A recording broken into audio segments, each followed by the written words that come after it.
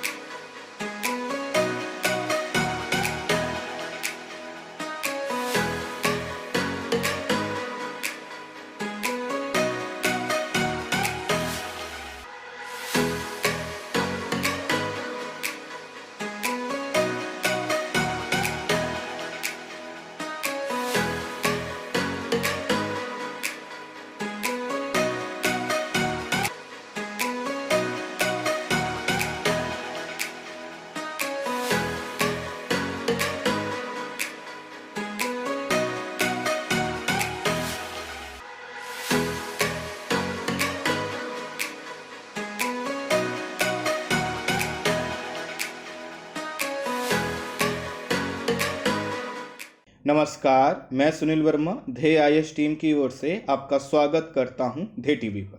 हम बात करेंगे डेली करंट अफेयर्स के अपने प्रोग्राम पर, जैसा कि हम प्रतिदिन करते आए हैं। इस वीडियो में हम बात करेंगे एमएसपी और स्वामीनाथन आयोग पर, समझने का प्रयास करेंगे आखिर एमएसपी क्या है, स्वामीनाथन आयोग का इससे क्या संबंध है और वर्तमान समय में एमएसपी और स्वामीनाथन आयोग क्यों चर्चा में बने हुए हैं। आपको पता है कि इस समय संसद में गतिरोध बना हुआ है और सड़कों पर आंदोलन हो रहा है। इनके पीछे का जो प्रमुख कारण है वो यह है कि हाल ही में सरकार ने कुछ विधेयक पारित करवाए। इन विधेयकों का जो संबंध है सरकार की तरफ से अगर देखा जाए तो सरकार का कहना है कि वो कृषि के क्षेत्र में सुधार करना चाहते हैं, जिससे किसानों की आमदनी आय बढ़ सके और जो कृषि उत्पाद होते हैं उनका बाजार जो है कि बढ़ सके। वहीं विपक्ष का कहना है कि यह एमएसपी और स्वामीनाथन आयोग की जो रिपोर्ट थी उसको दरकिरार करने का एक प्रयास है और आने वाले समय में एमएसपी को खत्म करने के लक्ष्य की ओर सरकार बढ़ रही है। किसानों में भी गुस्सा है। उनका मानना यह है कि एमएसपी ही वो आधार था जिसके आधार पर वो कृषि का उत्पादन कर पाते थे, हालांकि उसके बावजूद भी कृषि जो है कि घाटे का सौदा बना हुआ था। तो हम समझेंगे कि आखिर वर्तमान समय में यह जो सभी शब्द हैं या ये जो आयोग की रिपोर्ट है इस समय क्यों चर्चा में बनी हुई। आइए हम इसको समझने का प्रयास करते हैं। 1962 में भारत चीन युद्ध हुआ और 1965 में भारत को पाकिस्तान के साथ भी युद्ध लड़ना पड़ा। इस तरह 1960 का जो दशक था वह भारत के सामने कई प्रकार की प्राकृतिक और मानवीय चुनौतियों को लेकर आया। प्राकृतिक का मतलब यह है कि 1960 के दशक में आप देखेंगे तो आपको कई बार जो है कि यहाँ पर सूखा पड़ता हुआ दिखाई देगा, अकाल की स्थिति यहाँ पर दिखाई देगी। उसी के बाद आपको पता है कि जब 1962 का युद्ध हुआ तो यह जो है जवाहरलाल नेहरू जो हमारे उस समय के प्रधानमंत्री थे उनके लिए काफ़ी शॉकिंग था, क्योंकि उन्होंने चीन पर काफ़ी भरोसा किया था। इन सभी कारणों को अगर हम समझें तो यह पता चलता है कि जवाहरलाल नेहरू की जो मृत्यु हुई थी उसमें एक प्रमुख कारण यह सदमा भी था। खैर, इसके वजह से 27 मई 1964 को जवाहरलाल नेहरू की मृत्यु हो जाती है और उसके बाद देश के दूसरे प्रधानमंत्री बनते हैं श्री लाल बहादुर शास्त्री जी। उन्होंने जय जवान जय किसान का नारा देकर जवानों और किसानों के मनोबल को ऊंचा करने का प्रयास किया। दरअसल 1962 के युद्ध के बाद जवानों का मनोबल कमजोर हुआ था, तो बार बार पड़ने वाले अकाल ने किसानों के मनोबल को भी कमजोर किया था, जबकि आवश्यकता थी उस समय देश की कि हमारे जवान और किसानों का मनोबल ऊंचा बना रहे। वह इसलिए ऊंचा बना रहे क्योंकि हमें उस समय कई प्रकार की चुनौतियों का एक साथ सामना करना था। जय जवान जय किसान के नारे का प्रभाव किसानों पर तो हुआ, लेकिन आर्थिक रूप से उन्हें कोई लाभ प्राप्त नहीं हुआ, क्योंकि पैदावार अधिक जब हो गई, अर्थात किसानों ने मेहनत करके पैदा जब उसको ज़्यादा कर दिया उत्पाद को, तो उसके बाद क्या हुआ, उत्पाद के जो मूल्य थे, अर्थात जो भी उन्होंने उत्पादन किया था उसके जो मूल्य थे वो क्या हो गए, कम हो गए। मूल्य इसलिए कम हो गए, आपको पता है कि जब किसी चीज़ की पैदावार क्या होती है, ज़्यादा होती है, तो उसके जो मूल्य होते हैं वो कम होने लगते हैं। ऐसे में सरकार ने अनाजों की कीमत तय करने का निर्णय लिया, जिससे किसानों को कृषि से लाभ प्राप्त हो सके। अर्थात उनको ऐसा ना हो कि अगर अधिक उत्पादन कर देते हैं तो उनको मूल्य कम प्राप्त होगा और जो भी उन्होंने उत्पादन किया है वह घाटे का सौदा हो जाएगा। प्रधानमंत्री लाल बहादुर शास्त्री जी ने कृषि मंत्री चिदम्बरम सुब्रमण्यम को बुलाया और उनसे इस विषय पर बात की। चिदम्बरम इस बात के लिए तैयार हो गए कि किसानों को कम से कम इतनी कीमत अवश्य मिलनी चाहिए जिससे उन्हें नुकसान अर्थात घाटा ना हो। प्रधानमंत्री के सचिव एल के झा के नेतृत्व में 1 अगस्त 1964 को एक कमेटी बनाई गई। 24 सितंबर 1964 को इस कमेटी ने अपनी रिपोर्ट सौंप दी और 13 अक्टूबर 1964 को प्रधानमंत्री ने न्यूनतम समर्थन मूल्य अर्थात एमएसपी तय कर दिया। लेकिन प्रशासनिक कारणों से यह लागू उस समय नहीं हो पाया, जबकि 13 अक्टूबर 1964 को न्यूनतम समर्थन मूल्य जब तय किया उस समय लागू नहीं हो पाया। वर्ष 1966 में गेहूं के लिए पहली बार न्यूनतम समर्थन मूल्य की घोषणा कर दी गई। इसके बाद से ही हर साल सरकार फसलों के लिए बुआई से पहले अर्थात उसको बोने से पहले एमएसपी अर्थात न्यूनतम समर्थन मूल्य घोषित करती है। न्यूनतम समर्थन मूल्य वह मूल्य है जिस पर सरकार किसानों की उपज खरीदने के लिए तैयार रहती है। अर्थात मान लीजिए आपने 10 कुंटल उत्पादन किया या 100 कुंटल उत्पादन किया, तो अगर आप समझिए कि एक गांव वाला क्षेत्र है, उसका जो टोटल उत्पादन है 100 कुंटल का है, लेकिन अगर वहां के किसान अधिक मेहनत करके 150 कुंटल का उत्पादन कर दें तो क्या होगा, उत्पादन ज्यादा हो गया। लेकिन अगर इसमें सरकार का हस्तक्षेप ना हो, बाजार सिर्फ कार्य करे, तो क्या होगा, जब उत्पादन ज्यादा होगा अर्थात उत्पादन का मतलब क्या होगा, सप्लाई ज्यादा होना। सप्लाई जब ज्यादा हो जाएगा तो कीमत क्या हो जाएगी, कम हो जाएगी। तो इस तरह से जो न्यूनतम समर्थन मूल्य है एक प्रकार का कवच है, अर्थात सरकार कहती है कि आप जितना उत्पादन करते हैं आप उतना उत्पादन कर लीजिए, मार्केट में दाम कम नहीं होंगे, क्योंकि आप हमको जितना बेचने का प्रयास करेंगे, बेचना चाहेंगे, हम खरीद लें। तो इस तरह से न्यूनतम समर्थन मूल्य का मतलब वह मूल्य है जो जिस मूल्य पर सरकार आपसे अनाज खरीदने के लिए या जो भी एमएसपी के तहत फसलें हैं उनको खरीदने के लिए तैयार रहती है। इससे अधिक उत्पादन होने पर कीमत पर होने वाला जो खतरा है वह एमएसपी के फसलों के संदर्भ में अर्थात जिन फसलों को एमएसपी में शामिल किया है उसके संदर्भ में कम हो जाता है। एमएसपी की वजह से किसानों को सरकार के रूप में एक निश्चित ग्राहक मिलता है, तो साथ ही एमएसपी की घोषणा बुआई से पहले होने के कारण किसानों के पास यह निर्णय लेने का समय होता है कि वह किस फसल का उत्पादन करें, कितना करें और उनको कितना लाभ प्राप्त हो सकता है, क्योंकि उनको पता है कि उनका खर्च क्या आने वाला है। सरकार एमएसपी स्थानीय सरकारी एजेंसियों के माध्यम से अनाज खरीदकर एफसीआई अर्थात फूड कॉरपोरेशन ऑफ इंडिया और नेफेड अर्थात national agriculture cooperative marketing federation of India के पास उसका भंडारण करती है। फिर यहाँ से अनाज जो है कि पीडीएस के माध्यम से अर्थात पीडीएफ के लिए जैसा हमने देखा पब्लिक डिस्ट्रीब्यूशन सर्विस, जैसे आप इसको कहिए कि जहाँ आपने देखा होगा कम कीमत पे जो अनाज मिलते हैं, जो राशन की दुकानें होती हैं वही पीडीएस से जुड़ी हुई दुकानें माने वहाँ तक राशन पहुँचाया जाता है। ठीक इसी तरह से जहाँ पर भी सरकार को ज़रूरत पहुँचती है वह सरकार क्या करती है, इसी तरह से एफसीआई और नेफेड के माध्यम से अनाज पहुँचाती है। और एफसीआई के पास कहाँ से पहुँचता है कि हर जिले में अगर आपने देखा होगा तो एक मंडी होती है जहाँ पर स्थानीय अधिकारी बैठते हैं जब फसल की कटाई होती है, और वहाँ पर जो है कि सरकारी अधिकारी कहते हैं कि आपको जितनी फसल हमें बेचनी है आप हमें बेच सकते हैं, अर्थात आप अपना उत्पादन लेकर जाएंगे, आप वहाँ पर क्या कर सकते हैं, बेच सकते हैं। एमएसपी का प्रारंभ एक फसल से किया गया था जिसकी संख्या इस समय बढ़कर 24 हो गई। एक चीज क्लियर कर दूं, 24 जो है अगर आपने देखा हो कई जगह लिखा मिलेगा 23, तो 24 तब होगा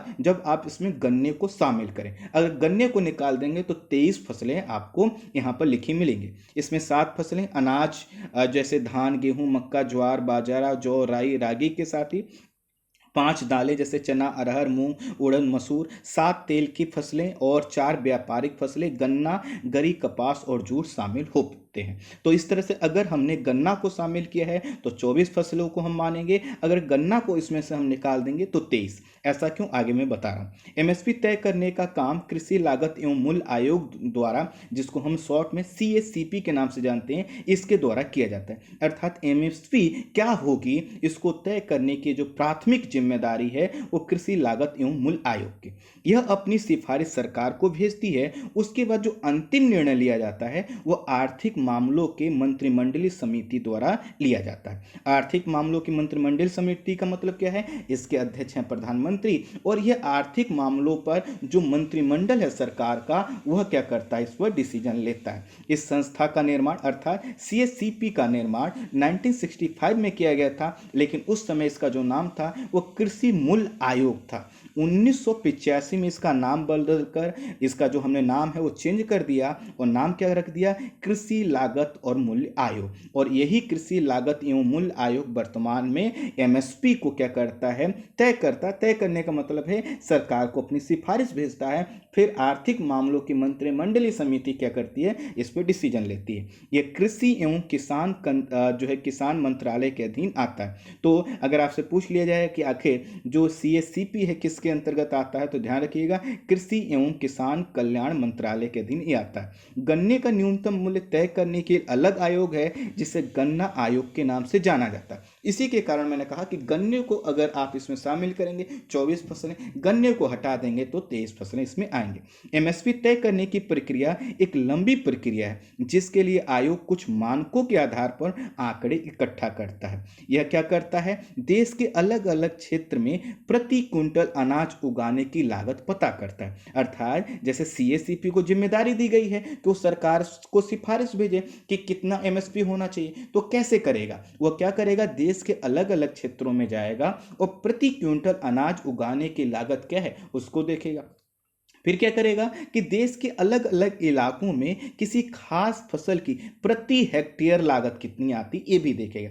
क्योंकि अगर हम समझें तो प्रति क्विंटल और प्रति हेक्टेयर क्या है, दोनों अलग अलग है। एक जगह प्रति हेक्टेयर पे ज़्यादा क्विंटल उत्पादन हो सकता है, एक स्थान पर कम हो सकता है, इसको भी ये देखता है, ताकि क्या कर सकें, कुछ ऐसा रेट फिक्स कर सकें जिससे हर पूरे देश में क्या है, एक समानता। उसके बाद क्या होता है, प्रति क्विंटल अनाज उगाने के दौरान होने वाला खर्च और आने वाले अगले एक साल में होने वाला बदलाव भी ये देखता है। अर्थात मान लीजिए प्रति 1 क्विंटल अनाज उगाने के लिए जो खर्च आया वो तो है ही है, लेकिन आगे अगले वाले साल में उसमें उस खर्च में कितनी बढ़ोतरी हो सकती है ये भी नोट करता है, ताकि क्या हो कि जब यह एमएसपी घोषित करे तो वह उसका जो मूल्य मिलेगा वो आने वाले समय में मिलेगा। मालूम चले एमएसपी कम घोषित किया गया और आने वाले समय में जो है कि जब उस व्यक्ति ने सामान या जो भी उत्पाद है सरकार को बेचा तो उस समय उसको लाभ ही नहीं हो रहा। जब लाभ नहीं हो रहा है तो क्या होगा, वह जो बढ़ा हुआ, चाहे वो बीज का कीमत है या फिर जो है सिंचाई के साधन है, मशीनरी है, उस पर जो खर्च करना था वह नहीं कर पाएगा, क्योंकि इन सब चीज़ों की तो क्या हो गया, हुआ मूल्य बढ़ गया। तो ये इसको भी नोट करता है। इसके अलावा प्रति क्विंटल अनाज उगाने के दौरान जैसे मैंने बताया खर्च में बदलाव को देखता है। उसके बाद खेती के दौरान होने वाले खर्च और आने वाले अगले एक साल में होने वाला बदलाव। अर्थात जो है कि प्रति क्विंटल अनाज तो उत्पादन हुआ ही, तो इस व्यक्ति से पूछा जाए, मान लिया हमने 10 व्यक्तियों को लिया और उसमें पूछा कि प्रति क्विंटल अनाज उत्पादन कितना खर्च आया। फिर उसके बाद खेती के दौरान होने वाला खर्च, अर्थात एक उत्पादन तो एक लास्ट क्या है, प्रोडक्ट है। ये भी तो हो सकता है कि वहाँ के जो खेती कर रहे हैं तो आपको उम्मीद हो कि ज्यादा होगा, लेकिन बारिश कम होने की वजह से या किसी अन्य कारण से उत्पादन क्या हो, कम हो, इसको भी नोट करता है। अनाज की प्रति क्विंटल बाजार में कीमत और आगे एक साल में होने वाले बदलाव को भी देखता है। अर्थात अगर आप 1 क्विंटल अनाज लेकर बाजार में जाते हैं तो उसकी क्या कीमत मिल सकती है और एक साल में उसमें कितना जो है कि बढ़ोतरी और कमी हो सकती है, इसको भी नोट करता है। अंतर्राष्ट्रीय बाजार में उस अनाज की कीमत आने वाले साल में कीमत में होने वाला बदलाव, अर्थात वर्तमान समय में उस प्रोडक्ट की अंतर्राष्ट्रीय बाजार में कीमत क्या है और आने वाले एक समय में उसमें कितनी वृद्धि हो सकती है, इसको भी ये नोट करता है। किसान जो अनाज बेचता है उसकी कीमत और वह जो चीजें खरीदता है उसकी भी कीमत, अर्थात जो पूरा प्रोडक्ट उसने जो है उत्पादित किया उसकी कीमत कितनी है, और जो उसमें उसने लगाया चाहे बीज हो या कोई और चीज़ हो उसकी कीमत कितना है ये भी देखता है। एक परिवार पर खपत होने वाला अनाज और एक व्यक्ति पर खपत होने वाले अनाज की मात्रा, अर्थात एक परिवार में कितना अनाज उपभोग कर लिया जाता है और एक व्यक्ति कितना अनाज खा सकता है, इससे यह पता चलेगा कि व्यक्ति कितना अनाज बचा पाता है। मान लेते हैं एक परिवार है, वो बड़ा परिवार है और उसमें जो है कि 100 जो है कि केजी अनाज का प्रोडक्शन हुआ, लेकिन वह इतना नहीं है कि वो पूरा का पूरा बेच सके, तो उसके लिए कीमत ऐसी होनी चाहिए कि कम फसल भी अगर बेचे तो भी उसको 2 पैसे प्राप्त हो सके, जिससे वह कृषि के अलावा जो खर्चे हैं उनको पूरा कर सके। इसके अलावा विश्व के बाजार में उस अनाज की मांग और उसकी उपलब्धता कितनी है, इसको भी ये देखता है। अनाज के भंडारण और उसको एक जगह से दूसरी जगह पर ले जाने में जो खर्च आता है, उस पर जो टैक्स लगता है, बाजार की मंडियों का जो टैक्स लगता है, उन सभी चीज़ों को क्या करता है, ये नोट करता है। सरकारी और सार्वजनिक एजेंसियों जैसे एफसीआई और नेफेड की जो स्टोरेज कैपेसिटी है, मान लीजिए एमएसपी ज़्यादा घोषित कर दी गई, उत्पादन ज़्यादा हो गया, तो आखिर रखेंगे कहाँ पर, तो एफसीआई अर्थात फूड कॉर्पोरेशन ऑफ इंडिया और नेफेड की स्टोरेज क्षमता को भी देखता है, जिससे अनाज इतना ज़्यादा इनके पास ना आ जाए कि वह सड़ने लगे। आपने कई बार देखा होगा। एमएसपी के लिए किसानों की लागत, अब ये तो हमने समझा कि वह चीज़ें हैं जिनको क्या करता है, सीएसीपी नोट कर रहा, लेकिन किसानों के संदर्भ में आखिर उनकी लागत कितनी आई, इसको कैसे चेक करते हैं ये आयोग, इसको हमें समझना। एमएसपी के लिए किसानों की लागत के संदर्भ में सीएसीपी आकलन करता है। इसके लिए सीएसीपी खेती के आकलन को 3 भागों में बांटता है। ये क्या है, A2 प्लस FL और C2। अब एक एक करके इनको समझते हैं। A2 का मतलब है, A2 में फसल उत्पादन के लिए किसानों द्वारा किए गए सभी तरह के नकदी खर्च, अर्थात जो भी उस नकदी उसने खर्च किए हैं, जैसे बीज खरीदने के लिए, खाद खरीदने के लिए, ईंधन सिंचाई के लिए, ये सभी शामिल होते हैं। फिर उसके बाद आता है A2 प्लस FL। FL को मतलब ये समझिए, इसका फुल फॉर्म होता है कि फैमिली लेबर, अर्थात परिवार के जो लोग उसमें शामिल हो। तो A2 प्लस FL में क्या है, A2 तो शामिल ही है, अर्थात जो नकदी खर्च जैसा कि मैंने बताया ऊपर A2 में करता वो तो शामिल होगा। इसमें फसल उत्पादन में किसान परिवार का जो मेहनताना अर्थात जो मजदूरी है उसको भी इसमें क्या किया जाता है, जोड़ा जाता है। इसका इसीलिए इसको बोला जाता है A2 प्लस FL अर्थात फैमिली लेबर। उसके बाद आता है C2। तो C2 में खेती के व्यावसायिक मॉडल को अपनाया जाता है। इसमें कुल नगद लागत और किसान के पारिवारिक परिश्रमिक के अलावा खेत की जमीन का किराया, कुल जो है कि कृषि पूंजी पर लगने वाला ब्याज भी शामिल होता है। अर्थात C2 को कहें तो इसमें क्या है, A2 प्लस FL तो शामिल ही है, साथ ही साथ अगर किसी किसान ने क्या किया है, जो जमीन जो लिया है तो उसका भी तो किराया वो भुगतान करता होगा। अर्थात जैसे आपने देखा हो सबके पास तो खुद का जमीन नहीं है, खेत नहीं है, तो दूसरे से लेते हैं, तो उसका उन्होंने कौन सा किराया दिया, और साथ ही साथ कुल जो कृषि पूंजी है, अर्थात जो उस पर उन्होंने पूंजी इन्वेस्ट की है, उस पर अगर वह बैंक में रखते या कहीं दूसरे जगह लगाते तो उस पर क्या ब्याज उनको प्राप्त होता। तो इन सभी चीजों को जब हम शामिल कर देंगे तो यह है C2। अब देखिए, अब हमें यह समझना है कि वर्तमान में जो घोषणा होती है वो किस पे होती है, तो वह होती है A2 प्लस FL पर। ध्यान दीजिएगा, C2 को हमने अभी अपनाया नहीं है। A2 प्लस FL के आधार पर हम क्या करते हैं, MSP घोषित करते हैं। A2 प्लस FL में फिर से मैं क्लियर कर दूं, क्या है, टोटल नकदी खर्च है और परिवार का मेहनताना इसमें शामिल है। इसमें बिल्कुल भी शामिल नहीं है जमीन का किराया और उनकी टोटल पूंजी पर लगने वाला ब्याज, इसमें शामिल नहीं है। फरवरी 2018 में केंद्र सरकार की ओर से बजट पेश करते हुए तत्कालीन जो वित्त मंत्री अरुण जेटली जी ने थे, उन्होंने कहा था कि अब किसानों को उनकी फसल का जो दाम मिलेगा वह उनकी लागत का कम से कम 1.5 गुना ज़्यादा होगा। हालांकि अभी तक MSP जो तय होती है उसका आधार क्या है, A2 प्लस FL, अर्थात जो है कि जो नगद खर्च है और जो फैमिली लेबर लगती है उसका मूल्य इसमें दिया जाता है।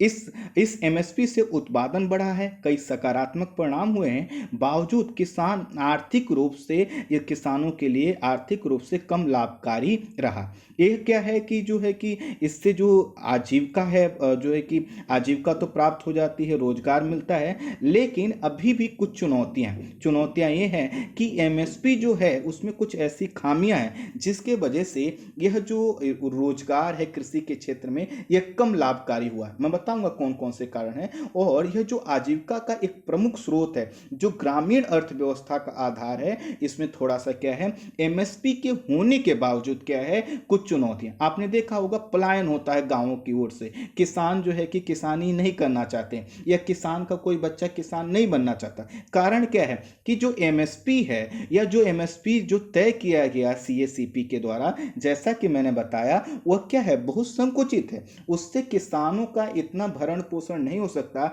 इतना लाभ प्राप्त नहीं हो सकता कि उससे बहुत कुछ अच्छा कर सके।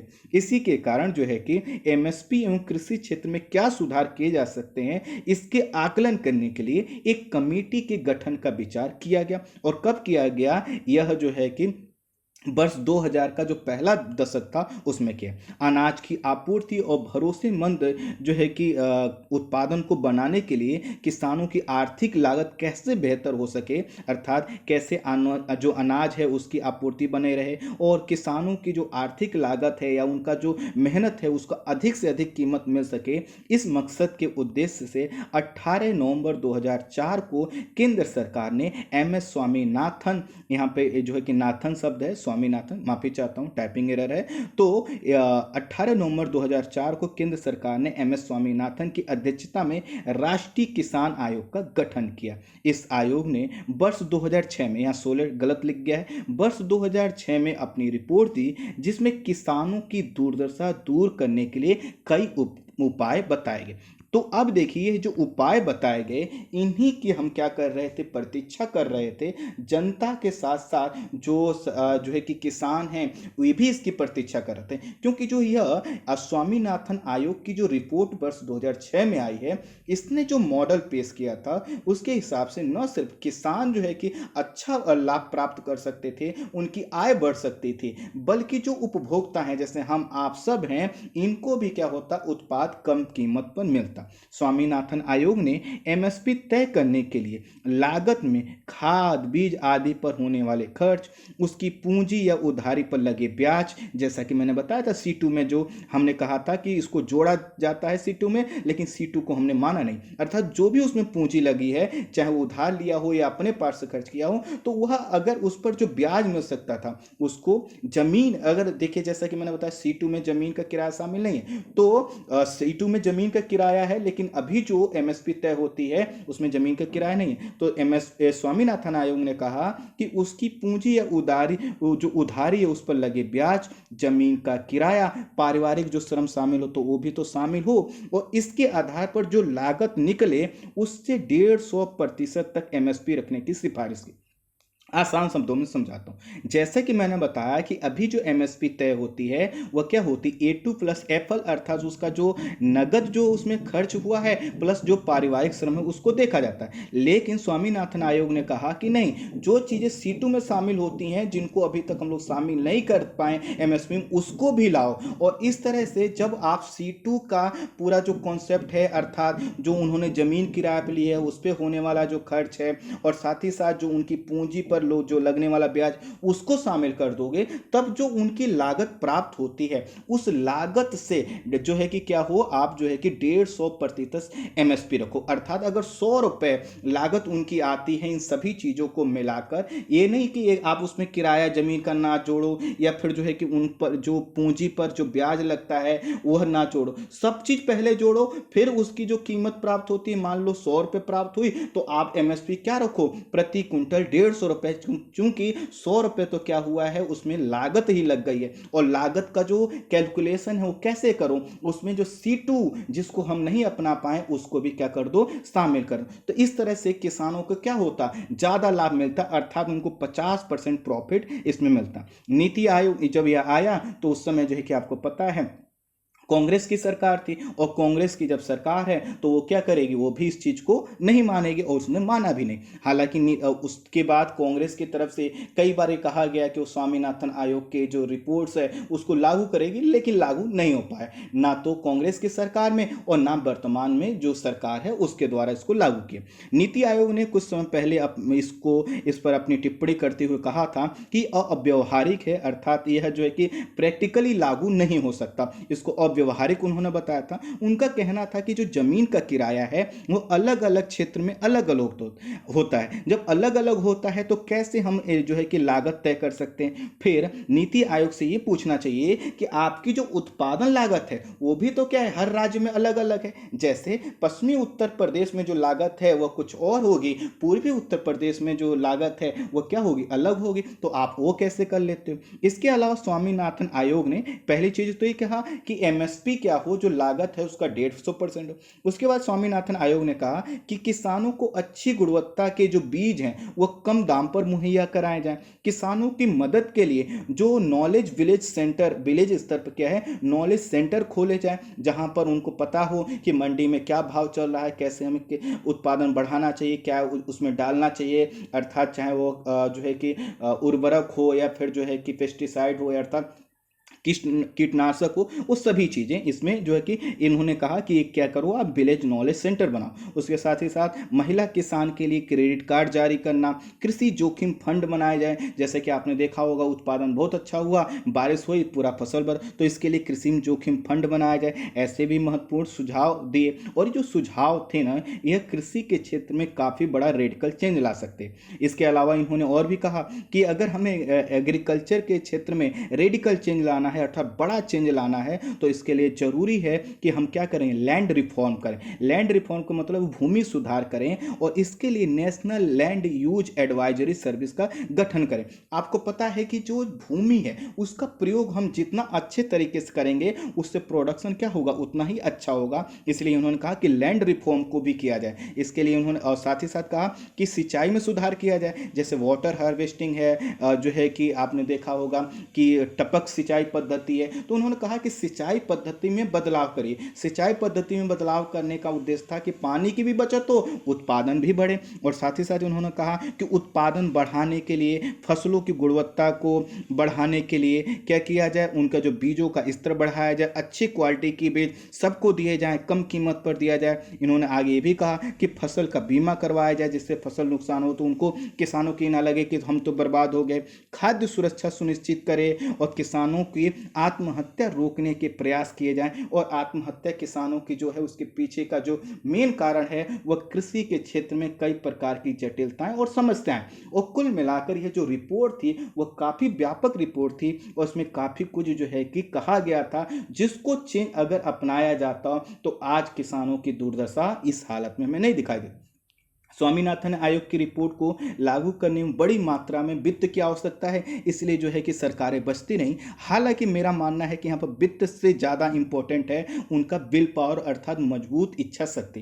क्योंकि जो सरकारें हैं, आपने देखा होगा, वह औद्योगिक सेक्टर के लिए बहुत बड़े बड़े ऋण माफ करते हैं। आपने सुना होगा कि जो है कि घोषणाएं की जाती हैं, पैकेज दिए जाते हैं, चाहे सर्विस सेक्टर हो या औद्योगिक सेक्टर हो। लेकिन जो एग्रीकल्चर है, जिस पर हमारी देश की आधी आबादी निर्भर है, उसके लिए वित्त की कमी एक बहुत बड़ा एजेंडा नहीं हो सकता। हाँ, सरकार प्राथमिकता किसको देती है, पूंजीपतियों को या किसानों को, इस सरकार को तय करना। और आपको दिखा होगा कि जब वर्ष 2006 में रिपोर्ट आई, अभी तक लागू नहीं हो पाई, तो उसके पीछे का कारण क्या है, मजबूत विल पावर का ना होना।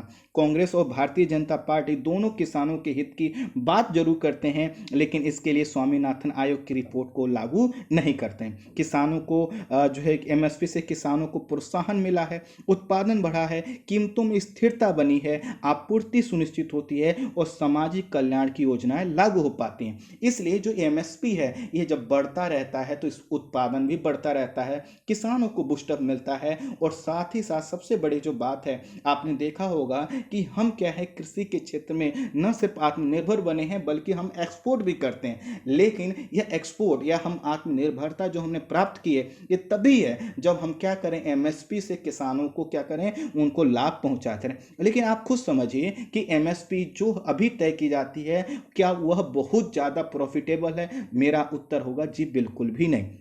हरित क्रांति और उसके बाद भारत ने जो खाद्यान्न आत्मनिर्भरता प्राप्त की, तो पूछा जाता है आपसे, इंटरव्यू तक में पूछा जाता है कि वो उसके पीछे प्रमुख कारण क्या था, तो आप बताते हैं हरित क्रांति। जी नहीं, हरित क्रांति तो था ही था, लेकिन एकमात्र कारण नहीं था। हरित क्रांति का ही ये वही पेज है जो हम क्या कर रहे हैं, एमएसपी को लेकर आगे बढ़ रहे हैं। और एमएसपी ने क्या किया, किसानों को सुनिश्चित किया कि वो कितना भी उत्पादन कर लें। तो इससे किसानों के अंदर क्या हुआ, साहस आया, उन्होंने कर्ज लेकर किसी भी तरह से क्या वो उत्पादन बढ़ाया। तो एमएसपी का भी कृषि जो आपकी हरित क्रांति हुई थी और जो उत्पादन बढ़ा था, उसमें बहुत बड़ा रोल है। सरकार भले ही एमएसपी के तहत 23 या 24, अगर गन्ने को शामिल करेंगे 24, अदरवाइज 23, भले ही 23 फसलों को न्यूनतम समर्थन मूल्य अर्थात एमएसपी पर खरीदने का दावा करती है, लेकिन इसकी कुछ हकीकत और भी है। हकीकत ये भी है कि गेहूं और धान के अलावा अन्य सभी फसलों का खरीद पूरी तरह से सरकार के द्वारा संभव नहीं होता। अर्थात अनाज में अगर देखा जाए तो गेहूं और धान की तो खरीद कर ली जाती है बड़ी मात्रा में,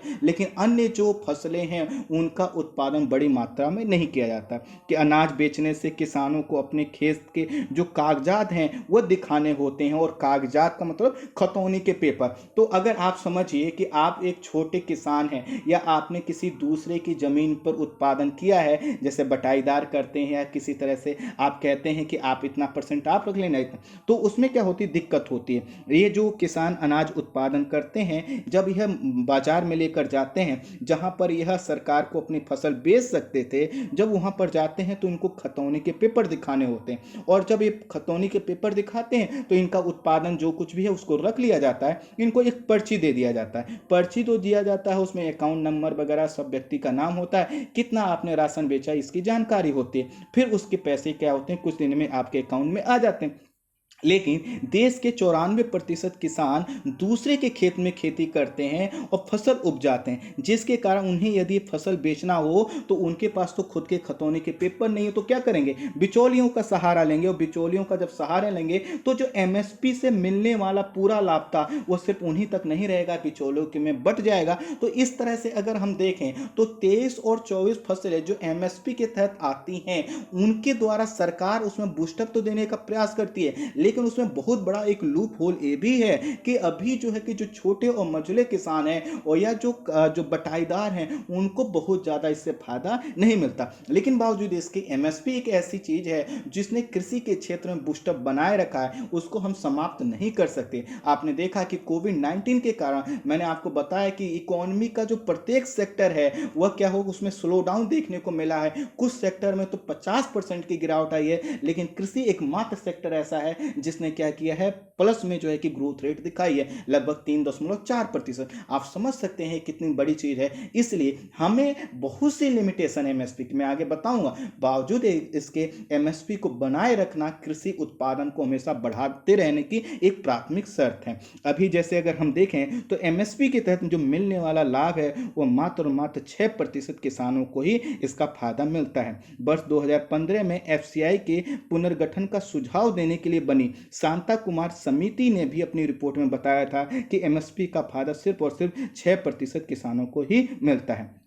एमएसपी को जो है कि अगर हम देखें तो इसके साथ पहली चुनौती तो क्या हमको दिखाई दी, कि यह दिखाई थी कि यह जो पूरा लाभ होता है इसको सभी किसानों को नहीं मिलता, लेकिन हाँ लाभ मिलता जरूर है, हमें ध्यान रखना। दूसरी चुनौती इसके साथ क्या है कि एमएसपी पूरे देश के लिए एक होती है, लेकिन लागत क्या होती है, अलग अलग राज्यों में अलग होती है। और एक ही राज्य में आप, जैसे मैंने बताया उत्तर प्रदेश में अगर आप गेहूं को ही ले लें या चावल को ले लें, तो पश्चिमी उत्तर प्रदेश में अगर चावल का प्रोडक्शन करें और पूर्वी उत्तर प्रदेश में चावल, तो दोनों जगह क्या होगी, अलग अलग। तो एमएसपी में एक क्या है, अभी एक दिक्कत है। उत्पादन की जो क्वालिटी और बिचौलियों का जो दबदबा है वो एमएसपी के संदर्भ में दिखाई देता है। कई बार जब किसान अनाज में लेकर जाते हैं फसल, तो उनसे कह दिया जाता है कि पानी की मात्रा ज़्यादा है, कंकड़ की मात्रा ज़्यादा है, और कटौती कर दिया जाता है। कई समीक्षकों का मानना है कि एमएसपी से सिर्फ इतना होता है कि किसान की लागत निकल जाए, उससे कोई फायदा नहीं होता। फिर प्रश्न आएगा, फिर किसान आखिर सड़कों पर विरोध क्यों कर रहे हैं? इसके पीछे का कारण ये है कि चाहे बड़ा किसान हो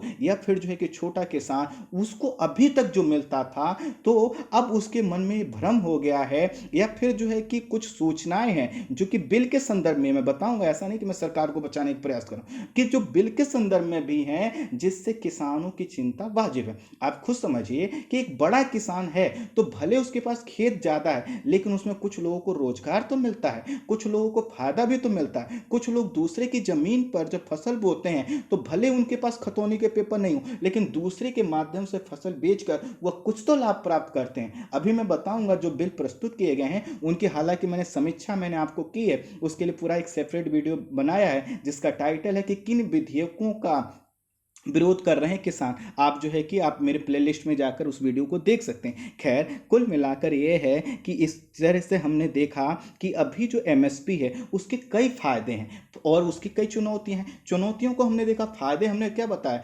किसानों को एक निश्चित खरीदार मिलता है, उनकी जो फसल है वह जो है कि हमेशा जितना वो उत्पादन करें वो बेच सकते हैं, साथ ही साथ इससे खाद्य सुरक्षा सुनिश्चित होती है और जो एक ग्रामीण अर्थव्यवस्था है उसको आधार मिलता है, और किसानों के पास एक टूल्स रहता है कि आने वाले समय में एमएसपी बढ़ेगी, उनकी आय बढ़ेगी अगर वो प्रोडक्शन बढ़ाते चलते हैं। हाल ही में सरकार ने कृषि संबंधित 3 विधेयकों को संसद से पास करवाया जिनका विरोध संसद से सड़क तक हो रहा है।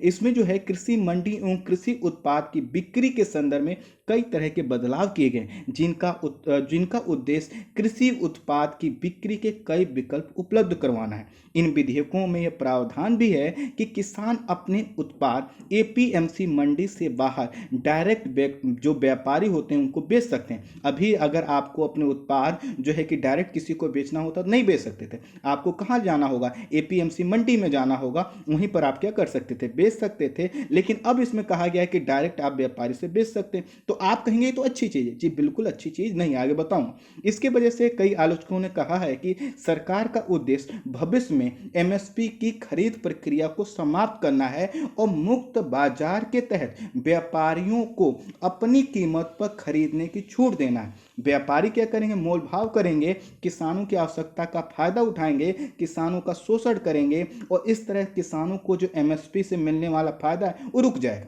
मैंने आपको बताया कि जो 94% जो हमारे किसान हैं वह कौन से हैं, वो छोटे और सीमांत और मध्यम आकार के किसान हैं, और वह क्या करते हैं, अपनी जो फसल उपजाते हैं तो कुछ वह खाद्यान्न के रूप में अपने लिए रखते हैं, कुछ को बेच देते हैं। अब समझिए कि एक छोटा परिवार है जिसके पास कुछ उत्पादन, मान लेते हैं आपके यहाँ पे 1 या 2 ट्रक का उत्पादन किसी चीज का हुआ, तो आप 1-2 ट्रक का पूरा तो बेच नहीं देंगे, उसमें से 10-15 बोरी आप अपने लिए रखेंगे। अब आप समझिए, आपको कोई व्यापारी कहे कि आप हमारे पास लेकर आ जाओ, और आपके तरफ सैकड़ों जो है कि क्या कहते हैं किसान वहां खड़े हैं अपने सामान को लेकर जो कुछ हिस्सा बेचना चाहते हैं, तो क्या व्यापारी आपको कहेगा किस कीमत हो दो, वो तो कहेगा देना हो तो दो, नहीं तो क्या है, इतने लोग खड़े हैं, हमारे पास कमी नहीं, आप अनाज दूसरे। और हर व्यापारी अगर ऐसा करेगा तो क्या जो निश्चित मूल्य उनको प्राप्त हो पाता था एमएसपी के तहत वह मिल पाएगा, नहीं मिल पाएगा। और उसी के साथ कहा गया है प्रधानमंत्री, और यह जो बात आई इसको लेकर पूरे देश में कहा किसानों ने कि ऐसा होना चाहता, आलोचकों ने ऐसा कहा है कि सरकार एमएसपी खत्म करना चाहती। हालांकि सरकार का स्पष्टीकरण भी आया, उसको समझिए। प्रधानमंत्री और कृषि मंत्री ने इसके जवाब में कहा है कि एमएसपी की प्रक्रिया जारी रहेगी और किसानों को अब उत्पाद बेचने के ज्यादा विकल्प होंगे, अर्थात वह एपीएमसी मंडी में भी बेच सकते हैं। लेकिन ध्यान दीजिएगा, जो विधेयक है उसमें एपीएमसी मंडियों का जिक्र नहीं किया गया उत्पाद बेचने के लिए, लेकिन सरकार कह रही कि नहीं वो जारी रहेगा। कृषि मंत्री ने कहा कि हाल ही में पारित किए गए बिल का संबंध एमएसपी से है ही नहीं, इसलिए एमएसपी जारी रहे। अर्थात उन्होंने कहा कि हमने तो उत्पाद बेचने के जो विकल्प हैं कृषि के क्षेत्र में जो प्रक्रिया है उसको हमने किया है, हमने एमएसपी का तो संदर्भ ही नहीं डाला। लेकिन लोगों का कहना यह है कि जब व्यापारी आएंगे, ई ट्रेडिंग होगी, ई ट्रेडिंग का मतलब होता है कि इलेक्ट्रॉनिक ट्रेडिंग, या फिर जो है कि वायदा कारोबार होगा, तो जब किसान क्या करेंगे डायरेक्ट व्यापारी से जुड़ेंगे तो व्यापारी तो अपने हित के हिसाब से कार्य करेगा, वह थोड़ी देखेगा कितना खर्च आया है कितना नहीं आया है, कितना मिलना चाहिए कितना नहीं मिलना चाहिए, वह तो क्या करेगा अपना जमा जमाखोरी की प्रवृत्ति के तहत कार्य करेगा। तो इस तरह से इन्होंने कहा है कि नहीं, कृषि मंत्री जी का कहना कि नहीं ऐसा कुछ नहीं होगा। उनका ये भी कहना है इससे तो और अधिक प्रतिस्पर्धा बढ़ेगी, अधिक लाभ होगा। अर्थात किसान क्या करेंगे, जब उनके पास बेचने का कई विकल्प होगा तो इसको बेचें या उसको बेचें या इसके बेचें। आप खुद सोचिए, लेकिन इसमें टेक्निकल दिक्कत ये है कि एक किसान एक ट्रैक्टर पर सामान ला के कहाँ कहाँ जाकर घूमेगा और कहाँ कहाँ अब वह बेचेगा, जबकि व्यापारी के पास क्या विकल्प है, वह कहे आपकी क्वालिटी खराब है, कहे आपके जो दाने हैं उसमें पानी ज़्यादा है, उसमें मिलावट ज़्यादा है, या फिर जो व्यापारी हो कहीं दूर बैठा हो, कितने दूर आप सामान लेकर जाएंगे। और इन्हीं सब कारणों से ये किसानों को लग रहा है कि ये जो एमएसपी वाला था, भले ही वो कम था, वो ज़्यादा ठीक था, ये ज़्यादा खराब है, ऐसा किसानों का मानना है। अब किसानों को जो है कि इसमें ये भी कहा गया, किसानों को जो ट्रेड करते हैं अर्थात जो वो बिक्री करेंगे उस पर कोई टैक्स नहीं देना होगा। अभी टैक्स देते, लेकिन अभी सोचिए टैक्स देते या कुछ भी करते, उनको ये तो पता था ना कि इतना मिलेगा ही मिलेगा जब व्यापारी खरीद बिक्री करेंगे अगर एमएसपी समाप्त हो। हालांकि अभी एमएसपी समाप्त नहीं किया गया, अभी तो सरकार ने एमएसपी बढ़ाया, आगे बताऊंगा मैं आपको कि सरकार ने कल ही क्या किया, एमएसपी घोषित किया। लेकिन बावजूद इसके अगर एमएसपी समाप्त हो जाता है तब की कंडीशन देखें तो क्या है, कंडीशन ठीक नहीं। वहीं समीक्षकों का कहना है कि लगभग 95% किसान छोटे और मझोले जोत वाले हैं, ऐसे में इनके पास मोल भाव की क्षमता नहीं होगी और व्यापारी अपनी कीमतों पर खरीदारी कर पाएंगे। समीक्षकों का मानना है यदि इन विधेयकों को किसान हित में बनाना है तो व्यापारियों के लिए भी एक न्यूनतम कीमत किसानों को देने की बाध्यता लगाई जाए। अर्थात वो कह दें कि व्यापारी खरीदना चाहते खरीद ले, लेकिन कहे कि इस कीमत से कम पर आप नहीं खरीद सकते। तो इससे क्या होगा, किसानों को ये रहेगा कि हाँ हम सिक्योर हैं, हमारा उत्पादन सिक्योर है। पहले से ही कृषि क्षेत्र कई प्रकार के चुनौतियों और तनाव से गुजर रहा है, कम से कम क्या हो जाएगा, वह उससे बच जाएगा। अदरवाइज सोचिए कि कृषि में कोई अब इंटरेस्ट नहीं ले रहा, और अगर ऐसा कंडीशन हुआ तो फिर से वही होगा, उत्पादन कम होगा। और जो हमने स्टार्टिंग में बताया जय जवान और जय किसान वाला नारा, फिर वो कितना प्रासंगिक रह जाएगा। व्यापारियों के पास जब खरीदने की क्षमता होगी तो हर क्षेत्र में अलग अलग दाम पर खरीद करेंगे और उसकी बिक्री अपने हिसाब से कृषि अभाव उत्पन्न कर, अर्थात जो आर्टिफिशियल क्या है शॉर्टेज क्रिएट करेंगे और फिर अपनी कीमत बढ़ाकर बेचेंगे। अब यही किसान है, एक किसान हर चीज का उत्पादन नहीं करता ना, कोई किसान चावल का उत्पादन करता है, कोई दाल का। अब सोचिए कि जब चावल दाल सब व्यापारियों ने खरीद के रख लिए हैं तो एक किसान ने अपने लिए जिस चीज़ का उत्पादन किया उसी चीज़ का क्या करेगा, वो रख पाएगा, बाकी सब चीज़ें खरीदने मालूम चलेगा। फिर वही व्यापारी कहेंगे तुम्हें दाल चाहिए, तुम्हें ये कोई और सामान चाहिए, तेल चाहिए, तो वो क्या करेंगे, महंगी चीज़ों पर बेचेंगे। तो अभी जो किसान है ना, जिसको जिस कीमत पर कोई दूसरा सामान खरीद पाता था वो नहीं खरीद पाएगा, और इससे क्या होगा, महंगाई बढ़ेगी। ये समीक्षकों का मानना है। किसानों एवं विपक्ष के विरोध को देखते हुए एमएसपी पर अपनी स्थिति स्पष्ट करते हुए प्रधानमंत्री नरेंद्र मोदी जी की अध्यक्षता में आर्थिक मामलों की मंत्रिमंडल समिति ने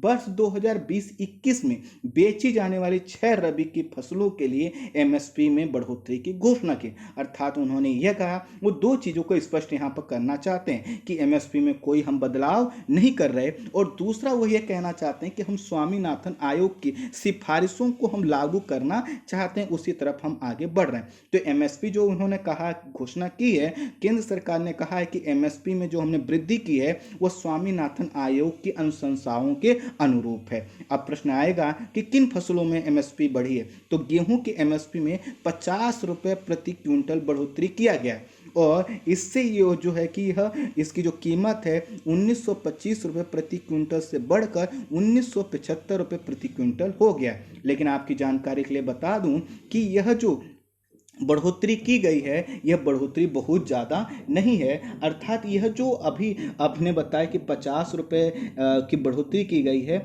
यह 11 वर्ष में सबसे कम वृद्धि है। अर्थात पिछले 11 वर्षों में देखेंगे तो एमएसपी में बढ़ोतरी गेहूं के संदर्भ में इससे ज़्यादा होती थी। तो एमएसपी में जो बढ़ोतरी हुई 50 रुपये हुई है, इसको नहीं कह सकते कि बहुत अच्छा कुछ हुआ है। वहीं अगर देखें मसूर के संदर्भ में देखें तो इसमें बढ़ोतरी सबसे ज़्यादा हुई है, और इसमें प्रति जो क्विंटल बढ़ोतरी हुई है 300 रुपये हुई है और इसकी कीमत 4800 रुपये से जो है कि 5100 रुपये हो गई। लेकिन ये कब होगा? जब यह उत्पाद जब बेचे जाएंगे। और कब बेचे जाएंगे?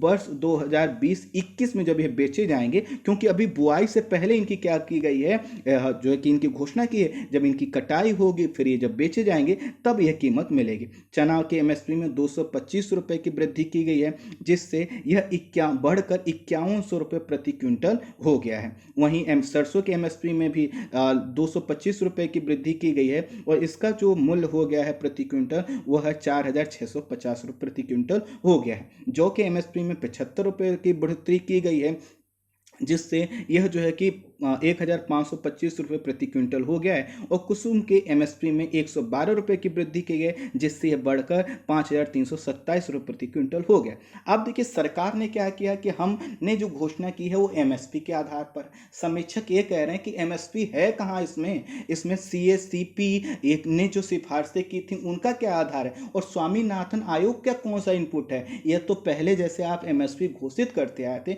वैसे ही आपने किया है। आप कुछ फसलों के संदर्भ में कह सकते हैं कि हमने इतना किया, लेकिन उनका कहना है कि एमएसपी जो घोषित की जाती तो पहले से बहुत अच्छी नहीं थी। जैसा कि मैंने बताया, समीक्षकों का क्या मानना है, इससे किसानों का जो कि जीविका उपार्जन हो जाता है, लेकिन इससे कोई बहुत बड़ा लाभ नहीं होता। और स्वामीनाथन आयोग तो क्या कहते थे कि सिर्फ हमें यह नहीं सोचना है कि एमएसपी, बल्कि लैंड रिफॉर्म, इरिगेशन, साथ ही साथ जो है कि मार्केटिंग, किसानों का नॉलेज और उन सभी चीज़ों को हमें करना है जिससे एग्रीकल्चर के सेक्टर में क्या हो, रेडिकल चेंज आ सके। रेडिकल चेंज लाने के लिए क्या है, आपको किसानों की जरूरत, उनके होने वाले खर्च को समझना होगा, जो कि इसमें दिखाई नहीं देता। आई होप आप समझ पाए होंगे कि एमएसपी क्या है और स्वामीनाथन आयोग का संबंध इससे क्या है और वर्तमान मुद्दा क्या है। तो इस वीडियो में इतना ही। Thank you so much.